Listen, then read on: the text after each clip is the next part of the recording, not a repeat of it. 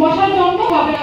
মাননীয় পর্যায়ে আমরা জানি ডেঙ্গু রোগ মশার মাধ্যমে ছড়ায় এবং মশার বিস্তারণে ব্যক্তিগত পদক্ষেপের মূল হাতিয়ার।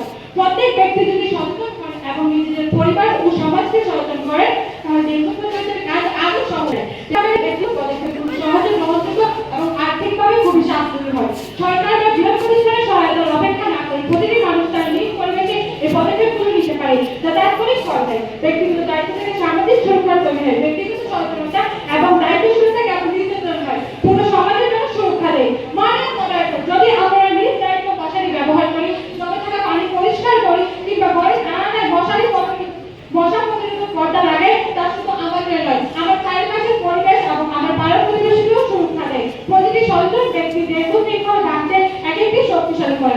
মাননীয় মডারেটর, ছোট ছোট সুযোগ করে দেওয়ার জন্য আমাদের পক্ষে দলনেত্রী বলে গেলেন যে শুধু ব্যক্তিগত সচেতনতায় ডেঙ্গু মোকাবেলায় প্রাতিষ্ঠানিক উদ্যোগের চেয়ে বেশি গুরুত্বপূর্ণ। তিনি ব্যক্তিগত সচেতনতার সাথে এই প্রত্যয় যোগ করে গিয়েছেন।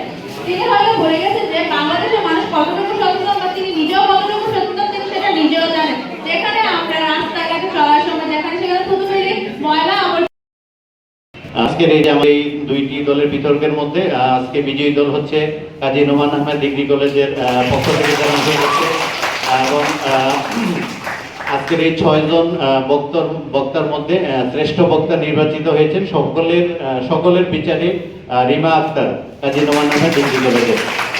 সবাইকে ধন্যবাদ এবং আপনাদের জন্য শুভকামনা রইল।